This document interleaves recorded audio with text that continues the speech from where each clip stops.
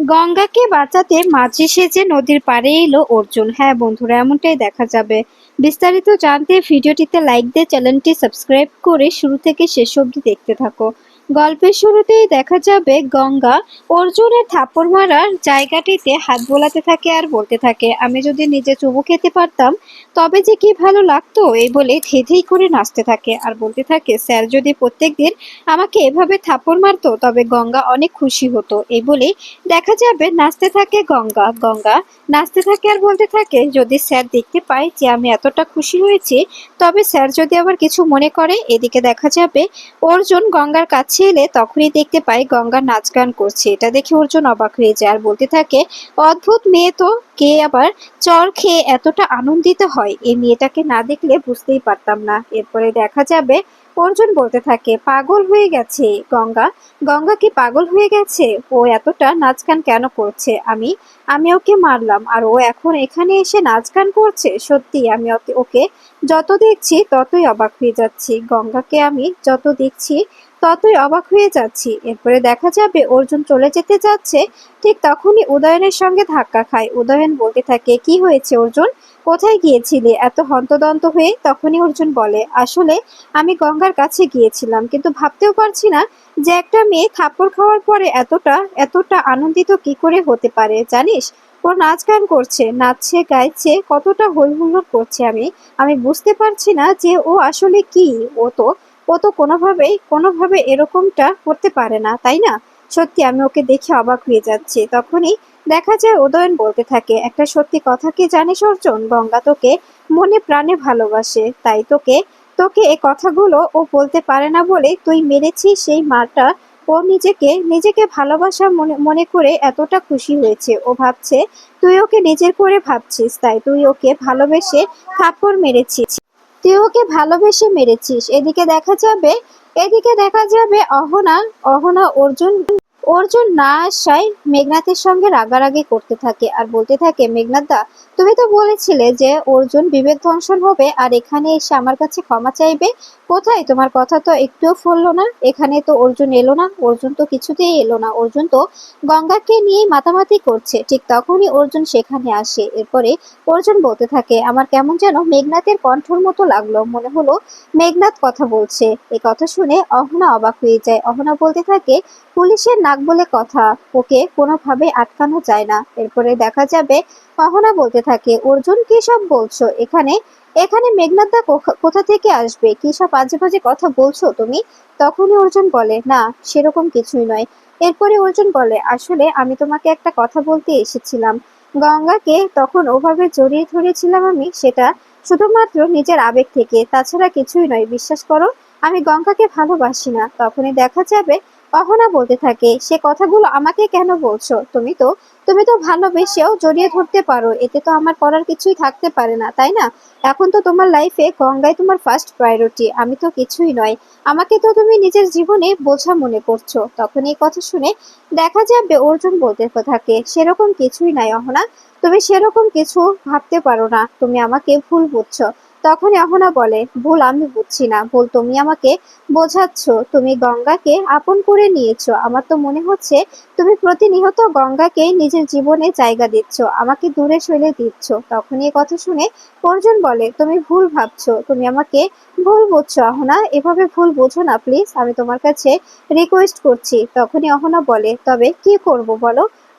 না বুঝে কি কোনো উপায় আছে? তুমি নিজে আমাকে বলো তো, যে তুমি যেটা করছো সেটা কি ঠিক করছো? সেটা কি কোনোভাবে অন্যায় করা হচ্ছে না? এই অন্যায়গুলো তুমি কেন করছো? আমি তো তোমাকে ভালোবাসি আর তুমি আমার সঙ্গে এভাবে নাটক করছো। তুমি প্রতিনিয়ত গঙ্গাকে সময় দিচ্ছ এবং আমাকে তোমার জীবন থেকে দূরে সরিয়ে দিচ্ছ আর বলছো যে আর তুমি গঙ্গাকে ভালোবাসো না, তোমার জীবনে শুধু আমার জায়গা আছে। তখনই অর্জুন বলে, হ্যাঁ হ্যাঁ অহনা, আমি তোমাকে ভালোবাসি। গঙ্গাকে আমি শুধুমাত্র নিজের দায়িত্ব হিসেবেই মানি, গঙ্গাকে আমি ভালোবাসি না। এটা আমি তোমাকে কি করে বিশ্বাস করাবো আমি নিজেও জানি না। তখনই দেখা যাবে অহনা বলতে থাকে, তুমি আজকেই গিয়ে গঙ্গাকে ডিভোর্সের কথা বলবে। এই বলে তখন অর্জুন সেখান থেকে বেরিয়ে আসে। সেখান থেকে বেরিয়ে এসে বাড়ির সামনে রাস্তার মাঝখানে দাঁড়িয়ে পড়ে। দাঁড়িয়ে দাঁড়িয়ে বলতে থাকে, কি করে বলবো যে গঙ্গা আমি তোমাকে ভালোবাসি না, তুমি আমাকে ডিভোর্স দাও। আমি এটা ওকে কি কিছুতেই বলতে পারবো? ও কতটা কষ্ট পাবে আমি কি করে বলবো? ঠিক তখনই অর্জুন দেখতে পায় গঙ্গা এসে বলে, কি হয়েছে স্যার, আমাকে কিছু বলছিলেন? তখনই অর্জুন বলে, হ্যাঁ গঙ্গা, আসলে অনেক তো সময় হয়ে গেল তাই না? এবার তো তোমাকে আমি নিজের পায়ে দাঁড় করিয়ে দিয়েছি, এবার আমাদের মুক্ত পাওয়ার সময় এসে পড়েছে, তুমি আমাকে ডিভোর্স দিয়ে দাও। এ কথা শুনে তখন তখন দেখা যাবে গঙ্গা কান্না করে। এরপরে হঠাৎই দেখতে পাই সেখানে কেউ নেই। তখনই অর্জুন বলতে থাকে, এটা কি আমার মনের ভুল ছিল? এদিকে দেখা যাবে গঙ্গা পিয়ালিকে বলছে, এখনো এখনো কেন কেন স্যার আসছে না? অনেক তো রাত হয়ে গেল তাই না? তখনই দেখা যাবে পিয়ালি বলতে থাকে, তুই কিন্তু গঙ্গা অন্য মনস্ক হয়ে যাচ্ছিস। তখনই গঙ্গা বলে, আসলে আসলে স্যার যে আমাকে মারলো, স্যার তো আমাকে ভালোবেসে মেরেছে তাই না? আর আমাকে স্যার যেভাবে জড়িয়ে ধরলো, এটা সত্যি এরপর থেকে আমি আর কিছুই মনে করতে পারছি না, সবকিছু কেমন যেন ঘোরের মধ্যে চলে যাচ্ছে। এ কথা শুনে পিয়ালি হাসতে থাকে আর বলতে থাকে, সত্যি রে গঙ্গা, ভালোবাসাটা বুঝি এমনই, ভালোবাসলে হয়তোবা এরকমই হয়। তখনই দেখা যাবে গঙ্গা বলতে থাকে, একদম ঠিক বলেছিস পিয়ালি দি, ভালোবাসলে মনে হয় এরকমই হয়, কিছুতেই ভোলা যায় না, কিছুতেই দূরে সরিয়ে দেওয়া যায় না তাই না? তখনই পিয়ালি বলে, হ্যাঁ সেরকমই কিছু।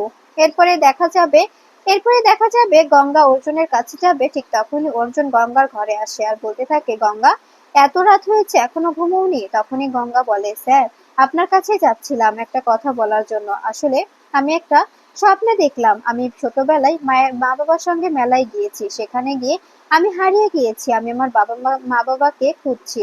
আপনি আমাকে বলুন, কথা দিন আপনি আমার পাশে থাকবেন, আমি আমার মা বাবাকে একা খুঁজতে পারবো না। আপনি যদি আমার পাশে থাকেন তবে অবশ্যই আমি আমার বাবা মাকে খুঁজে বের করব, আমি ওদেরকে খুঁজে বের করতে চাই। আমি আমি এইরকম অনাথের তকমা নিয়ে বেঁচে থাকতে চাই না। তখনই দেখা যাবে এ কথা শুনে অর্জুন মনে মনে বলতে থাকে, সত্যিই তো আমি গঙ্গাকে এভাবে এভাবে দূরে টেনে দিতে পারি না, এটা আমার দায়িত্ব।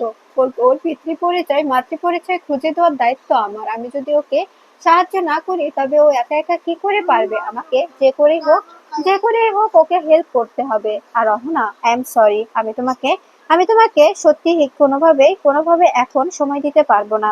এদিকে দেখা যাবে আড়াল থেকে সবকিছু শুনতে থাকে শালমণি, সবকিছু শুনে বলতে থাকে, আমার তার মানে ঘুমটা এরকম করে নষ্ট করা সার্থক হলো। এরপরে অহনাকে ফোন করে বলতে থাকে, জানো অহনা, তুমি যেটা আমাকে বললে সেটা একটুও ফলেনি। অর্জুন গঙ্গাকে কিচ্ছু বলতে পারেনি। গঙ্গা এমন ভাবে ন্যাকামি করে অর্জুনের মনটা জয় করে নিল। এরপরে দেখা যাবে অহনা বলতে থাকে, আমি কোনোভাবেই অর্জুনকে বিশ্বাস করতে পারছি না। এ শুধু শুধু গঙ্গার এই ভোলাভালা কথাতেই ভুলে যাচ্ছে। আমি কি করে বোঝাই যে আমি ওকে কতটা ভালোবাসি, আর আমার তো একটা ভালোবাসার মোটিভও আছে। এরপরে দেখা যাবে অহনা অর্জুনকে ফোন করে। তখনই অর্জুন ফোন ধরে বলতে থাকে, অহনা কি হয়েছে? একটু চোখটা লেগে এসেছিল, ঘুমাচ্ছিলাম। তখনই দেখা যাবে অহনা বলতে থাকে, আমি তো ঘুমাতে পারছি না অর্জুন, তুমি কি করে ঘুমাচ্ছ? আমি তো এক্সাইটেড ঘুমাতে পারছি না যে তুমি আজকে গঙ্গা থেকে ডিভোর্স চাইবে। তখনই অর্জুন বলে, আসলে চাওয়াটা হয়নি। এই কথা শুনে অহনা ফোন কেটে দেয়। এরপরে অর্জুন মনে মনে বলতে থাকে, আমি সত্যি বুঝতে পারছি না আমার এখন কি করা উচিত। মায়ের চিঠিটার দিকে তাকাতে গেলে গঙ্গাকে ছেড়ে দিতে হয়, আর যদি গঙ্গার দিকে তাকায় তবে মায়ের চিঠিটাকে ছেড়ে দিতে হয়। এরপরে দেখা যাবে সকাল সকাল অর্জুন বাড়ি থেকে বেরিয়ে পড়লে তখনই পিয়ালি বলে, দাদা ভাই, তো এত সকাল সকাল বেরোচ্ছ যে, কোনো কি কাজ পড়ে গেছে? তখনই দেখা যাবে এ কথা শুনে অর্জুন বলে, হ্যাঁ পিয়ালি, সেরকমই কিছু, সকাল সকালেই যেতে হবে। এরপরে দেখা যাবে গঙ্গা এসে বলতে থাকে, পিয়ালি দি, স্যার কি বেরিয়েছে রে? এত সকালে স্যার বেরোলো, কেউ তো বেরোয়নি, স্যারের কি মন খারাপ? স্যার কি কোনো কিছু নিয়ে কিছু ভাবছে? আর ভাববেই না কেন, ওই ফুলটুসি ম্যাডামটা তো মনে হয় স্যার কি কিছু একটা বলেছে। এরপরে দেখা যাবে এদিকে মেঘনাথকে বারবার টাকার জন্য ফোন দিলে মেঘনাথ বলতে থাকে, আসলে আমার কার্ডগুলো ড্রপ করে গেছে, তাই আমি টাকাটা পাঠাতে পারছি না, আমি গিয়েই টাকাটা দিচ্ছি। এরপরে দেখা যাবে মেঘনাথ বলতে থাকে, আমি কোনো কার্ড থেকে টাকা উঠাতে পারছি না। এরপরে অজয় ব্যানার্জিকে ফোন করলে অজয় ব্যানার্জি বলতে থাকে, এখন কেন ফোন করেছো তুমি? তোমার এখন ফোন করার সময় হলো? তখনই দেখা যাবে মেঘনাথ বলতে থাকে, আমি আগেও ফোন করেছি স্যার, কিন্তু আপনাকে ফোনে পাইনি। আমি আমি গিয়েছিলাম আপনার বাড়িতে, আপনি ছিলেন না। কিন্তু কিন্তু আমি বুঝতে পারছি না আমার কার্ডগুলো কেন কেন নন অ্যাক্টিভ বলছে। আমার কার্ডগুলো থেকে আমি কোনো টাকা উঠাতে পারছি না, আমার অ্যাকাউন্টে কোনো টাকা নেই। তখনই অজয় ব্যানার্জি বলতে থাকে, একটা টাকাও ঢুকবে না তোমার অ্যাকাউন্টে, কারণ আমি ডিসিশন নিয়ে নিয়েছি যে আমি তোমাকে বাদ দিয়ে অন্য একজনকে অ্যাপয়েন্ট করব, যার মাধ্যমে আমি কাজ চালাবো। তখন এই কথা শুনে দেখা যাবে মেঘনাথ বলতে থাকে, প্লিজ এরকমটা করবেন না, এরকম করবেন না স্যার। এরপরে ফোন কেটে দিলে অহনা বলতে থাকে, পাপা তুমি এসব কি করছো? তুমি জানো না মেঘনাথ দা তোমার ব্যাপারে কত সিক্রেট জানে? তুমি এভাবে মেঘনাথ দাকে বাদ দিতে চাইছো কেন? মেঘনাথ দাকে বাদ দিতে চাইলে কি বাদ দেওয়া যায়? তুমি জানো মেঘনাথ দাকে বাদ দিলে তোমাকে কতটা বিপদে পড়তে হতে পারে? এ কথা শুনে অজয় ব্যানার্জি বলে, তোমাকে কিছু ভাবতে হবে না হোনা, আমি আমি ওই ছেলেটাকে কোনোভাবে টলারেট করতে পারছি না। ওর জন্য আমাদের বিজনেসে প্রতিনিয়ত লস হচ্ছে, ও প্রতিনিয়ত লস করছে। টাকা থাকলে, টাকা ছেটালে কোনো রকম লোকের অভাব হবে না, কত কেস ধামাচাপা পড়ে যাবে, কেউ কিচ্ছু করতে পারবে না। আমি ওকে কিছুতেই আর টিমে রাখবো না। ওর জন্য আমার অনেক লস হয়েছে, যে লস আর আমি সামলাতে পারছি না। এরপরে দেখা যাবে অহনা বলতে থাকে, যে করে হোক, যে করে হোক তুমি তুমি মেঘনাথকে ফিরিয়ে নাও। এদিকে দেখা যাবে মেঘনাথ বলতে থাকে, গঙ্গাকে এবার একটা শিক্ষা দিতে হবে। এরপরে গঙ্গাকে থানায় ডেকে পাঠালে গঙ্গা থানায় আসে। এরপরে গঙ্গাকে মেঘনাথ বলতে থাকে, একটা একটা কেসে সূত্র পেয়েছি, যার কারণে তোমাকে ডাকা। তখনই দেখা যাবে গঙ্গা বলতে থাকে, হ্যাঁ বলুন কি কেস? তখনই দেখা যাবে মেঘনাথ বলতে থাকে, আসলে আসলে কেসটা হচ্ছে, আমরা খবর পেয়েছি যে নদীর পাড় দিয়ে ড্রাগস পাচার হচ্ছে। আসলে আমার তো সময় নেই, আমার অন্য একটা কেস পড়ে গেছে, তাই যদি তুমি একাই যেতে ভালো হতো। তখনই দেখা যাবে গঙ্গা বলতে থাকে, হ্যাঁ স্যার আমি পারবো, কোনো সমস্যা নেই। এরপরে দেখা যাবে মেঘনাথ বলতে থাকে, প্রীতমকে সঙ্গে পাঠাতাম, কিন্তু সবাইকে যদি অন্যান্য জায়গায় পাঠিয়ে দিই, প্রীতম যদি তোমার সঙ্গে যায়, থানাটা একদম খালি পড়ে যায়। থানাটা তো একদম খালি রাখতে পারি না, তাই না? তাই তুমি একাই যেতে পারবে, আর কাজটা অনেক রিস্কি, তাই সাবধানে কাজটা করো। তখনই গঙ্গা বলতে থাকে, ঠিক আছে স্যার, আমি সাবধানেই কাজ করব। তখনই মেঘনাথ বলে, কোনো সমস্যা হলে ফোন করে জানাতে ভুলো না আমাকে, আমাকে ফোন করে নিও, আমি সঙ্গে সঙ্গে ফোর্স নিয়ে চলে যাব। তখনই গঙ্গা সেখান থেকে বেরিয়ে পড়ে। এরপরে সেই ডেরাতে এসে গঙ্গা দেখতে পায় চারপাশটা অন্ধকার, কেউ নেই, কোনো মানুষ নেই। এদিকে দেখা যাবে সমস্ত গুন্ডারা আগে থেকেই ঘাপটি মেরে বসে আছে গঙ্গাকে মারার জন্য। মেঘনাথ আগে থেকে হায়ার করে রেখেছে। এরপরে দেখা যাবে গঙ্গা বলতে থাকে, এখানে তো কেউ নেই, আমি বরং নদীর পাড়ে যাই। আমাকে তো মেঘনাথ স্যার বলেছিল যে নদীর পাড়ের ওইদিকে পাচার হচ্ছে।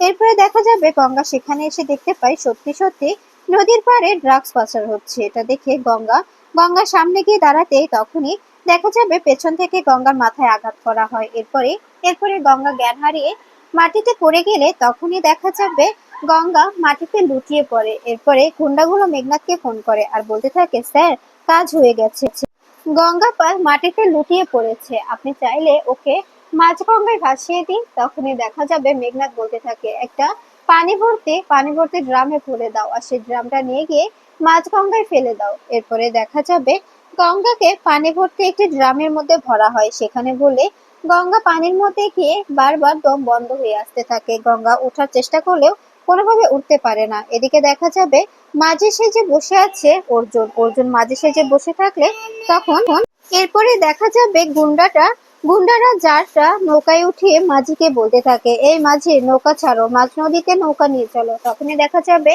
মাঝি উঠে না দাঁড়ালে গুন্ডাগুলো বলতে থাকে, কে রে, আজকে তুই উঠছিস না কেন, এভাবে বসে আসিস কেন, কে তুই? তখনই অর্জুন বলে ওঠে, অ্যাকশন তো এখনো বাকি, অ্যাকশন তো এখনো শেষ হয়নি, তাই না? এতক্ষণ তোদের অ্যাকশন হলো, এবার আমার অ্যাকশন হবে। তখনই গুন্ডাগুলো বলতে থাকে, কে রে তুই? তখনই অর্জুন বলে, এসিপি অর্জুন চ্যাটার্জি, সন্ত্রাসীদের এক একটা বাপ। এরপরে দেখা যাবে অর্জুন গঙ্গাকে এরপরে দেখা যাবে গুন্ডাগুলোকে মেঘনাথের থানায় নিয়ে এসে মেঘনাথের সামনে ফেলে দিয়ে মেঘনাথকে জেরা করতে থাকে অর্জুন বলতে থাকে, তুই গঙ্গাকে একা একা কেন ওই ডেরাতে পাঠিয়েছিলি? এরপরে দেখা যাবে মেঘনাথ ভয় পেয়ে যায় আর বলতে থাকে, আমি একা ওকে যেতে বলিনি, কেউ ছিল না বলে